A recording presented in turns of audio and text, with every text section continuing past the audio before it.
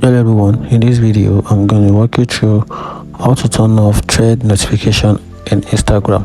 So if you want to turn off the notification bug in thread from Instagram, here is a quick guide on how to do that. So the first thing you have to do is open your Instagram,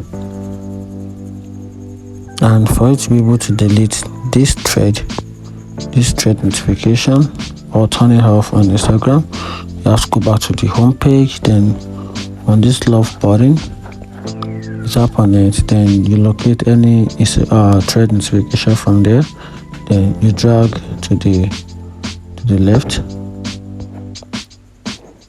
just drag to the left like this, you can see. Then you tap on, you drag to the right, rather you tap to the right, then you tap on this three dot icon.